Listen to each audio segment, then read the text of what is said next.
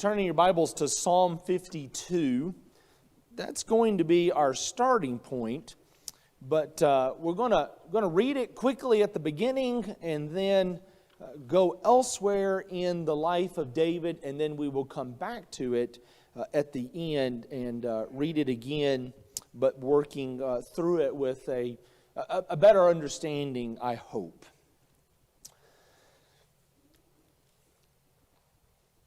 Has something bad ever happened to someone that when you heard about it, you wondered how much you had to contribute to it? Maybe it was directly. Maybe you were the cause of the bad thing that happened to them, and so you hear about it and you have that sinking feeling in your stomach. That was all my fault.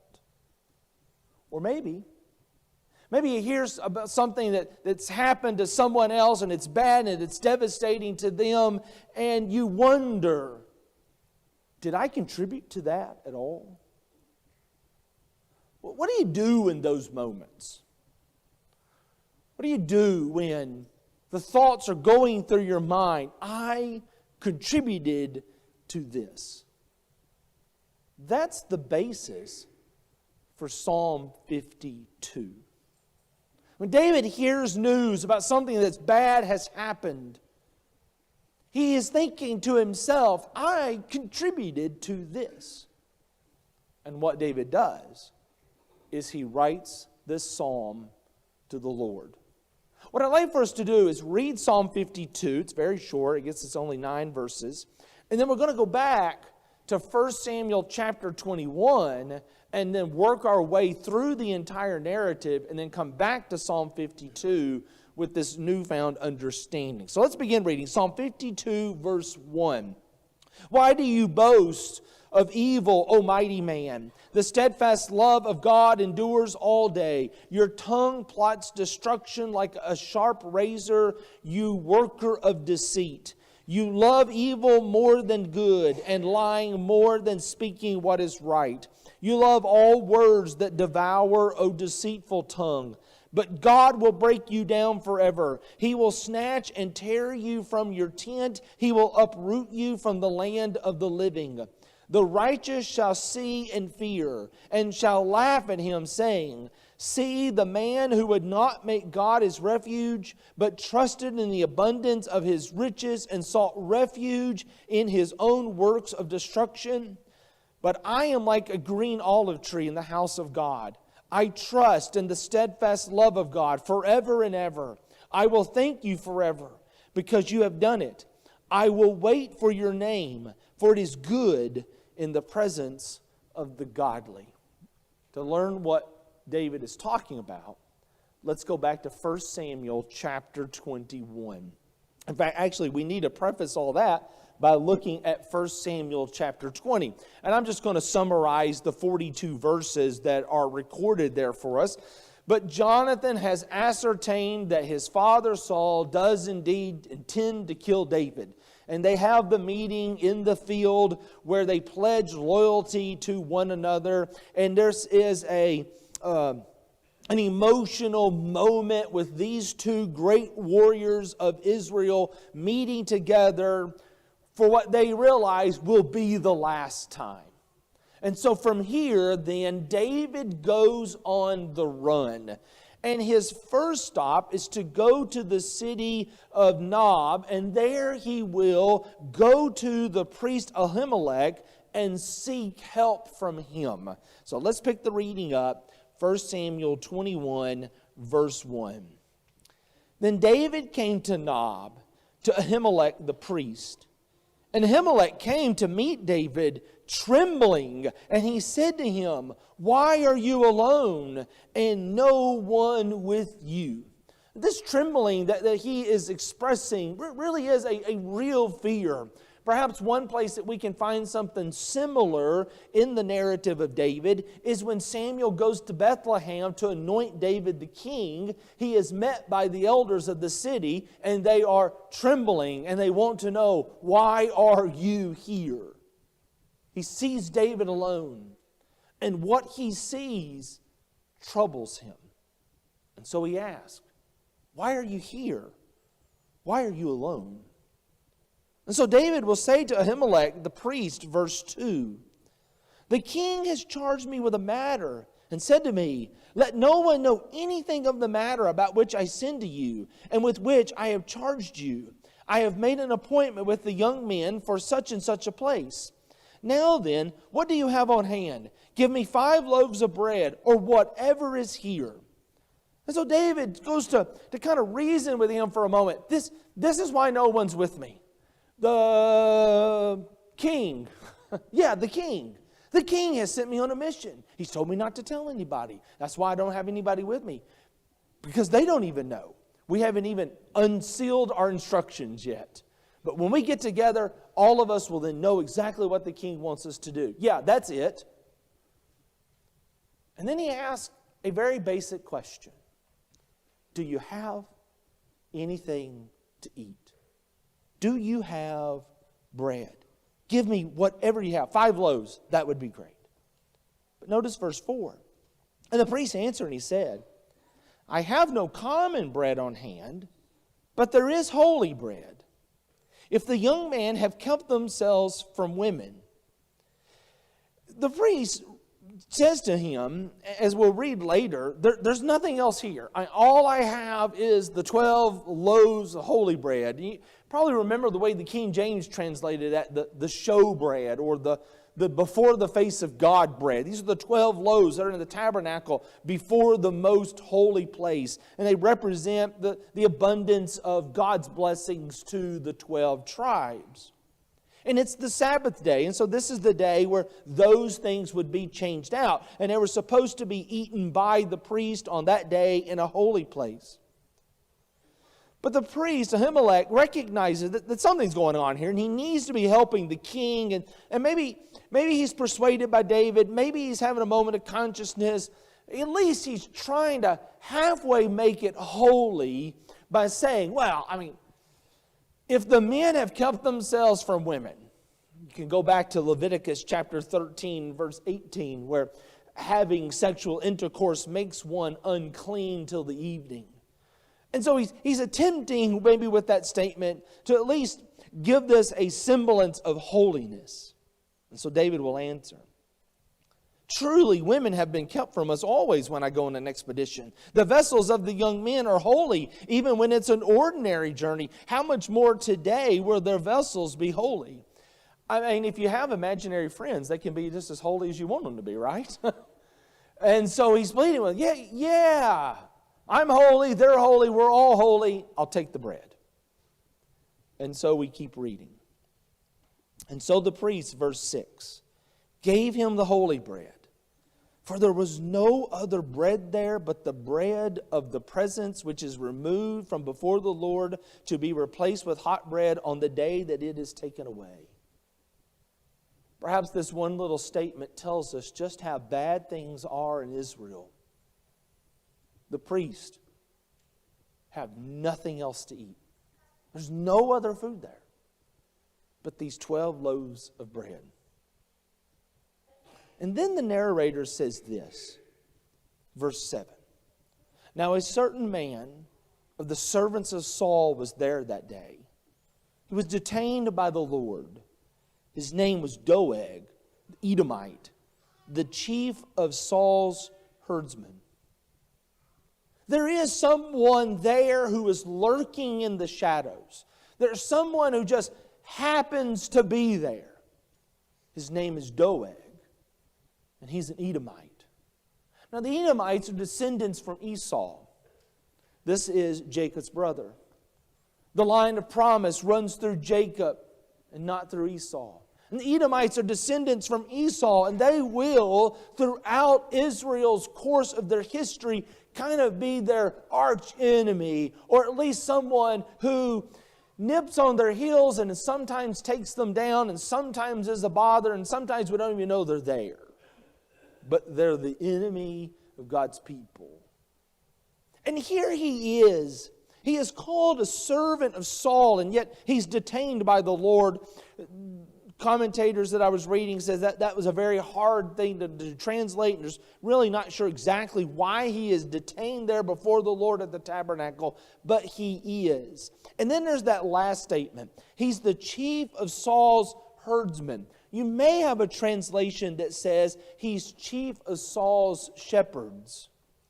There is some discussion in the commentaries I was reading that shepherds here is just a name for perhaps a name for like a mercenary group, and not shepherds in general, or herdsmen as the ESV. And that's something that you might just kind of write off in the margins there. But after the narrator has told us that Doeg is in the shadows, he then quickly moves back to the conversation between David and Ahimelech. And we read in verse 8, David asked him, "Do you have not here a spear or a sword at hand? For I brought neither my sword or my weapons with me, because the king's business required haste." And the priest said, "The sword of the Philistine whom you struck down in the valley of Elah, behold, it is here wrapped in a cloth behind the ephod. If you will take that, then take it, for there is none but that here." And David said, "There is none like that. Give it to me." We haven't heard anything about Goliath's sword since David felled the giant shortly after he was anointed king. In a way, I think that's kind of similar. You can go back to the first part of 1 Samuel where the Philistines capture the Ark of the Covenant. They take it to the temple of their god Dagon and kind of place it before him as a trophy of victory. I wonder if the placement of the sword there is kind of working the same way. The sword then becomes kind of a trophy of our God who gave us the victory over the champion of our archenemy, the Philistines. But David comes with nothing in his hands. He leaves with bread. He leaves with a sword. The sword of Goliath of Gath. And then we see David fleeing to Gath. That's verse 10. And not necessarily part of what we're reading about tonight, but we'll take note of it. David then flees to Gath. He feigns insanity. During that time, he writes a couple of psalms, or at least reflects on that time period with a couple of psalms. Psalms 34 and 56. Then he's going to flee in the first part of chapter 21 to the cave of Adullam. There he will reflect on this time with a couple of psalms, Psalm 57 and 142. But let's pick our reading up with verse 6. The king has been mentioned in the narrative beginning with chapter 21. But he hasn't been seen. And now he comes to the forefront. And he is deranged. He is accusing everyone of being against him. And so he's going to call Ahimelech and all the priests to come and answer for what they've done. Let's pick the reading up with verse 6. Now Saul heard that David was discovered, and the men who were with him. And Saul was sitting at Gibeah under the tamarisk tree on the height, with the spear in his hand, and all of his servants were standing about him. And Saul said to his servants who stood about him, "Hear now, people of Benjamin. Will the son of Jesse give every one of you fields and vineyards? Will he make all your commanders of thousands and commanders of hundreds, that all of you have conspired against me? No one discloses to me when my son makes a covenant with the son of Jesse." Well, that's going back to chapter 20. "None of you is sorry for me or discloses to me that my son has stirred up my servant against me to lie in wait, as at this day." And can you imagine, here's the king surrounded by the royal court, all the people that he has put in charge of everything in his kingdom. And basically he's just chewing them out. You're all a bunch of traitors. None of you will tell me where David is, that Jonathan has aligned himself with him. You're not protecting my interest, therefore you're not protecting your interest. David won't do for you like I've done for you. And everyone is silent. No one has anything to say.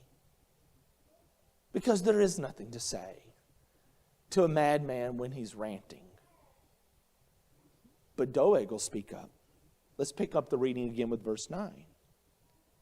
And then answered Doeg the Edomite, who stood by the servants of Saul. Well, I saw the son of Jesse come into Nob to Ahimelech, the son of Ahitub. And he inquired of the Lord for him.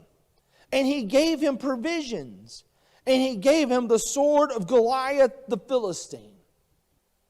Now, as Doeg is giving his report here in verse 10, or beginning with verse 9 and including verse 10, he adds a detail that wasn't given to us back in 1 Samuel 21. He says, I saw him give provisions. I saw him give a sword. I also saw him inquire of the Lord for him. This David using priests to inquire of the Lord for him is something that we will see him do over and over and over again. We'll also see that Saul attempts to do that over and over and over again. But what happens when Saul does it, God does not answer. When David does it, God always answers. And so through Doeg, the account for us is enriched. So we read verse 11. So the king sent and summoned Ahimelech the priest, the son of Ahitub, and all of his father's house, and the priests who were at Nob, and all of them came to the king. And Saul said, Hear now, son of Ahitub. And he answered, Here I am, my lord. And Saul said to him, Why have you conspired against me with the son of Jesse, that you have given him bread and a sword, and have inquired of God for him, so that he has risen against me to lie in wait, as at this day? And so again, Saul's raving. Saul is angry. Everyone is against me. My own servants, even the priest is against me. And so he accuses him, Why have you done these three things to my enemy? Well, Ahimelech will now answer him. This is verse 14. And Ahimelech said, And who among all your servants is so faithful as David? Who is the king's son-in-law and captain over your bodyguard and honored in your house? Is today the first time that I've inquired of God for him? No. Let not the king impute anything to his servant or to all the house of my father. And for your servant has known nothing of all this, much or little. Ahimelech is bold enough to speak back to the king. All these other servants have kept quiet in the face of his accusations that he's been throwing out against them, but more importantly against David. And Ahimelech is brave enough to stand up to the king and basically saying, You're out of your mind. David is your most loyal servant. How can you accuse him of waiting in wait for you? David is your own son-in-law. He's a member of your family. He would not do this to you. And the things that you are accusing me of doing are things I've always done for David. And if you would come to Tabernacle, I'd do it for you too. Ahimelech does something here that really sets himself against Saul. And that is that he aligns himself with God's anointed, with God's king, not the people's king, but with God's king. And now we'll see the tragic consequences. Verse 16. And the king said, You shall surely die, Ahimelech, you and all your father's house. And the king said to the guard who stood by him, Turn and kill the priest of the Lord, because his hand is also with David. And they knew that he had fled and did not disclose it to me. But the servant of the king would not put out their hand to strike the priest of the Lord.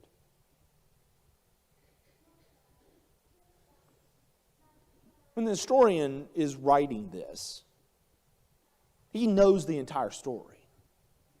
He can build these echoes in very early, and we don't have to wait for them later. We don't have to know the entire narrative to hear them. Who else will not put out his hand to strike the Lord's, not priest, but anointed? David. On 2 occasions, David will have the opportunity to kill Saul.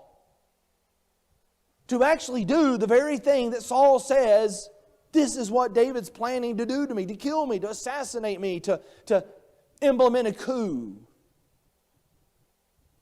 But both times David won't. And not only that, David won't let his men do it. Because he says, this is God's anointed. And here, silently acting are these guards who will not, at the king's command, kill the Lord's priest. They're standing up to the madman. But he's determined. And so it says, verse 18. Then the king said to Doeg, you turn and strike the priest. And Doeg, the Edomite, Doeg, the descendant of Esau, Doeg, a man from a group of people who are the arch enemy of God's people, turned and struck down the priest, and he killed on that day 85 persons who wore the linen ephod. And Nob, the city of the priest, he put to the sword both men and women and children and infant and ox and donkey and sheep.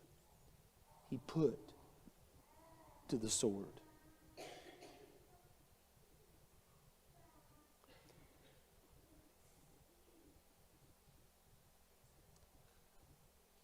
If that was a movie scene, it would be in slow motion and dramatic, with the sound of screams and the crackling of fire and dramatic orchestral music accompanying it. And we would sit in our seat and we would watch that, and our hearts sinking. It's just the evil brutality of that. What kind of person does that? What kind of person says, I'm going to prove my loyalty, I'm going to prove myself by killing people? But that's what happens.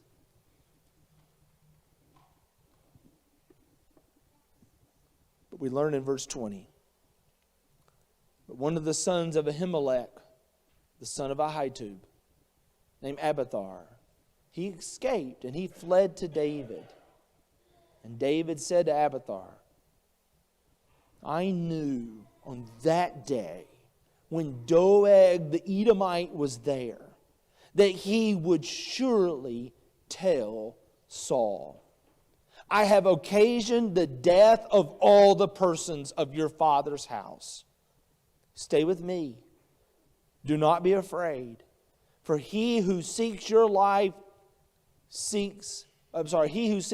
life seeks your life, and with me you shall be in safe keeping. There's always one that escapes, right? And he escapes. And he knows where David's at. And he escapes to David in the cave of Adullam with all of his men.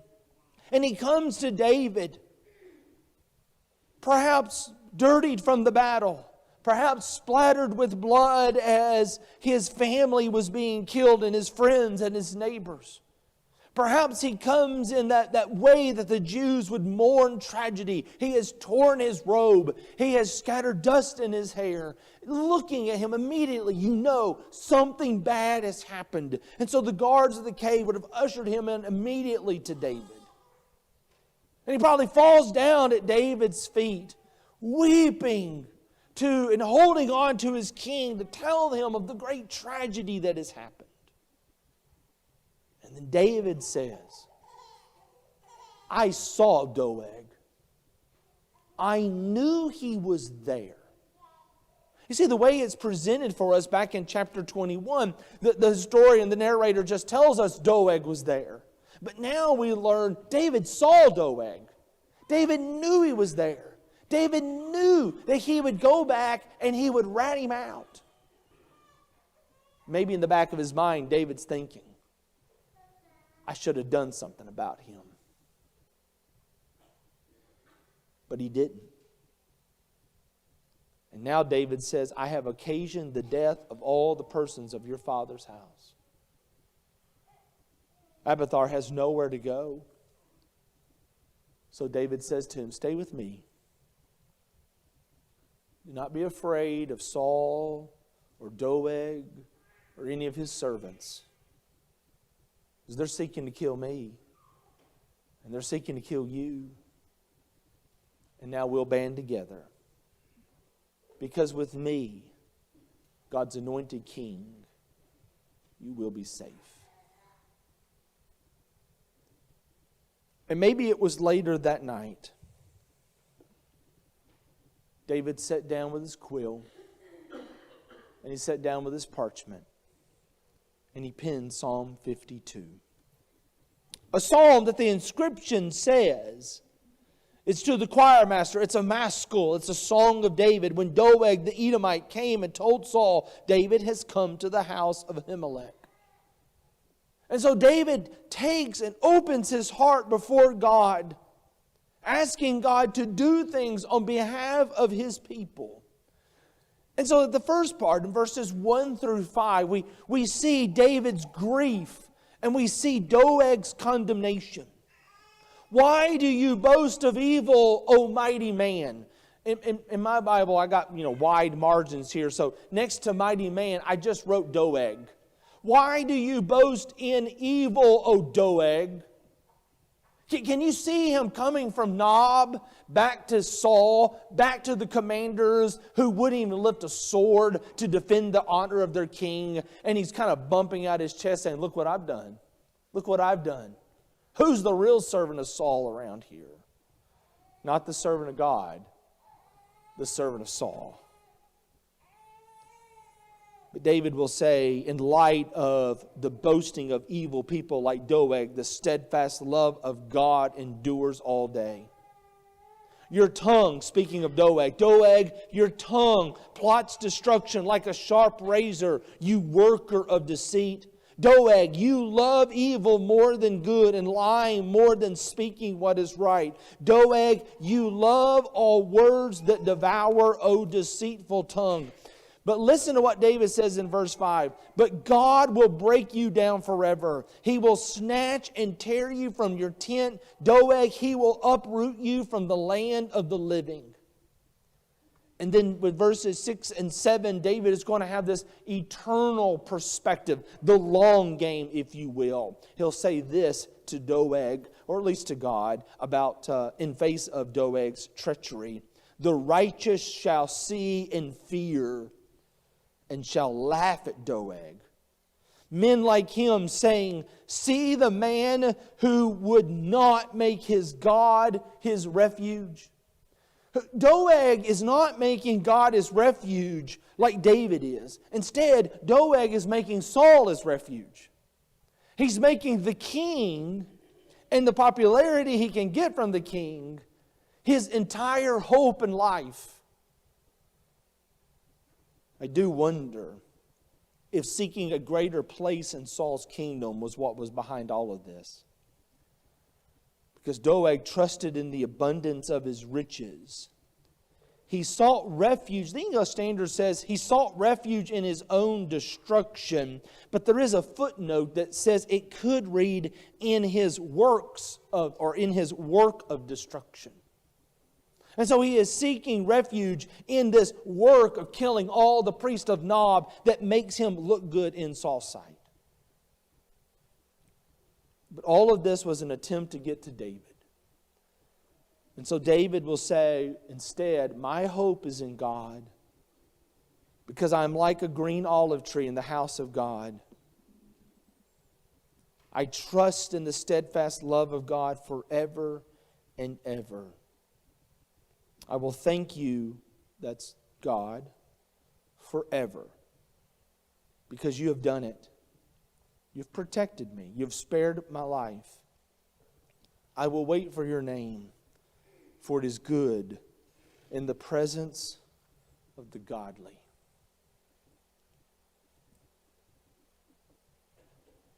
We all make bad decisions. Sometimes in a moment of panic or fear, we say or do something that has consequences far beyond what we could have imagined.